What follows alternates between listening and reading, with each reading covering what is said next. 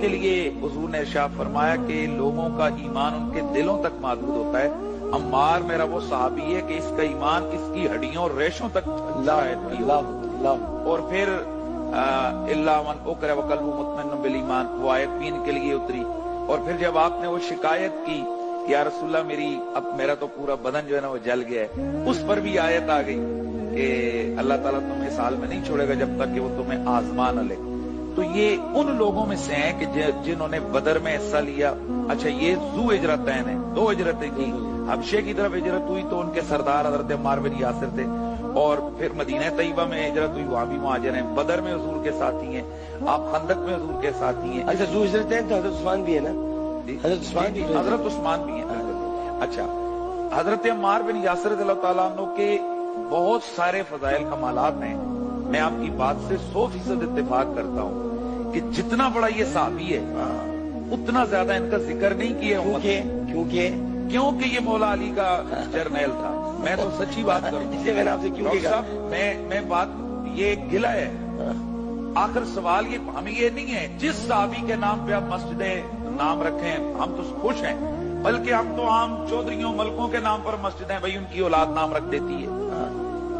سوال یہ پیدا ہوتا ہے کہ حضرت عمار اتنا بڑا بندہ ہے کہ اللہ کے رسول فرماتے ہیں 4 اربعۃ من الصحابی ان الجنۃ لتشتاق الی اربعۃ من الصحابی, اور کئی الفاظ سے یہ حدیث موجود ہے. اور اس کو محدثین نے صحیح اور بعض نے حسن قرار دیا. حضور نے فرمایا جنت میرے 4 صحابہ کی, میرے صحابہ میں سے 4 ایسے ان کی دیدار کی مشتاق ہے. ان میں سے فرمایا ایک مقداد ہے, ایک سلمان ہے, ایک عمار ہے اور ایک علی ہے. اور ایک روایت میں حضرت سلمان کی جگہ حضرت ابو ذر کا ذکر ہے, اور ایک روایت میں حضرت ابو ذر کی جگہ حضرت مقداد کا ذکر ہے.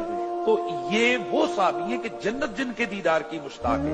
اور پھر حضور زندگی میں آپ کو شہادت کی خبر دے کر گئے, اور آپ نے فرمایا کہ عمار جب آپ مسجد نبوی تشریف اپنا تعمیر ہو رہی تھی تو رسول اللہ صلی اللہ علیہ وسلم آپ بھی اینٹیں اٹھا رہے تھے. تو حضرت عمار بن یاسر 2 یہ اینٹ سے مراد یہ والے وہ بڑے بڑے بلاک تھے مٹی کے بنے ہوئے, تو آپ اٹھا کے جا رہے ہو. حضور نے فرمایا عمار یہ کیا کر رہے ہو, 2 کیوں اٹھا رہے ہو؟ آج کی یا رسول اللہ ایک اپنی طرف سے اور ایک آپ کی طرف سے. اچھا پھر ایک صحابہ اکرام آپس میں پیار تھا. کچھ صحابی ہے انہوں نے اپنا وزن ہی نہیں اپنی اینٹ بھی ان کے اوپر رکھا, تو یہ حضور کے پاس سے گزرے تو جھکے ہوئے. حضور نے فرمایا بھائی یہ کیا ہے؟ آج کی یا رسول اللہ دیکھیں آپ کے صحابہ مجھے قتل کرنا چاہتے ہیں. رسول اللہ صلی اللہ علیہ وسلم نے ارشاد فرمایا وَيْحَكَ يَا عَمَّارُ سَتَقْتُلُكَ فِئَةَ الْبَاغِيَةِ, اور عمار یہ تجھے قتل نہیں کریں گے, تجھے تو بعد میں شہید ہوگا, بعد میں تجھے جو ہے نا قتل کیا جائے گا. اب یہاں دیکھیں کہ رسول اللہ صلی اللہ علیہ وسلم کو پتہ ہے کہ یہ کیسے ان کی شہادت کیسے ہوگی. بعد میں کتنے عرصے بعد 37 ہجری میں آپ کا انتقال اور وصال مبارکہ ہوا, اور 1 ہجری میں مسجد نبوی کی تعمیر ہو رہی ہے. 37 سال بعد آنے والے واقعات کو رسول خدا نگاہ نبوت سے دیکھ کر بیان فرما رہے. تو عرض کرنے کا یہ مطلب ہے ڈاکٹر صاحب کہ ضرورت اس امر کی ہے کہ یہ جو بھی حضور کے پیارے ہیں ہمیں ان کا ذکر بھی کرنا چاہیے, اور ان کا تعارف امت کو کروانا چاہیے, اور امت کو بتانا چاہیے کون کون لوگ ہیں بھائی جن کی وجہ سے آج ہم مسلمان ہیں, اور جن کی وجہ سے اسلام کو اللہ تعالیٰ نے اتنا عروج اور قوت عطا فرمائی ہے. اور یہی حضرت عمار بن یاسر ہیں. میں نے جو بات کہی ہے یہ میری بات سے کوئی اختلاف کرے 100 دفعہ کرے, میں پھر کہہ رہا ہوں کہ زیادتی کی گئی ہے بالخصوص ان لوگوں کے ساتھ تاریخی حوالے سے کہ جو اہل بیت اطہار کے قرب میں تھے. حضرت جعجع غفاری حضرت مولا علی کے ساتھی رسول اللہ کے صحابی ہیں. ڈاکٹر صاحب افسوس کا مقام یہ اس صحابی کے بارے میں کتابوں میں اتنی نیگیٹو چیزیں لکھی گئی ہیں کہ ایک بندہ کانوں کو ہاتھ لگاتا ہے. حضرت عبد الرحمن بن عدیس البلوی, اسی طرح مالک بن نویرہ, اسی طرح سلیمان بن سرد, یہ صحابہ کرام ہیں. محمد بن ابی بکر یہ صحابی رسول ہیں.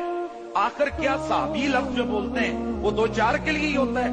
کیا سارے صحابہ ہمارے لیے حضور کے سارے صحابہ عزتوں بے شک. لہذا یہاں بھی یہ سوچنا چاہیے علماء کرام کو کہ یہ جو اتنے بڑے بڑے صحابہ کرام ہیں آخر ان کا ذکر کرنے سے زبانیں گنگ کیوں ہیں آپ کی؟ وجہ کیا ہے؟ اس لیے کہ یہ مولا علی کے لشکر میں تھے, مولا علی کے جرنیل تھے. اور ڈاکٹر صاحب آخری بات, ان کا جب وقت شہادت آیا تو آپ نے کھڑے ہو کر آپ نے فرمایا مسند احمد میں نا بلکہ حدیث ہے, میں یہ تاریخی واقعات نہیں بیان کریں گے, جو کچھ میں نے بیان کیے حدیث کی کتابوں سے بیان کیے.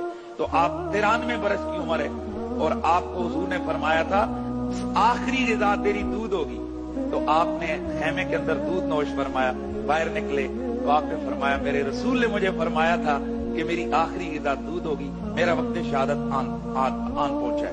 آپ میدان میں گئے اور آپ نے اس وقت فرمایا تھا، آپ نے فرمایا اگر اے لوگو تم مجھے مقام ہجر کی کھجوروں کے ساتھ میری لاش کو لٹکا دو تو پھر بھی میری یہی آواز اور صدا ہوگی ان لمسلمون علی الحق، میرے آقا مولا علی حق پر ہے۔ تو یہ صدائے وہ حق ہے جس کی وجہ سے جناب عمار بن یاسر رضی اللہ تعالیٰ عنہ کا ذکر میں جو سمجھتا ہوں، اور اگر کسی کے پاس اور وجہ ہے تو پھر وہ بیان کرے۔ آخر وجہ کیا ہے؟ 7واں مسلمان ہے، قرآن کی آیتیں جس کے بارے میں نازل ہوئی، رسول اللہ کی سینکڑوں حدیثیں جس کی شان میں، تو پھر ایسے صحابی کے بارے میں امت بے خبر کیوں ہے؟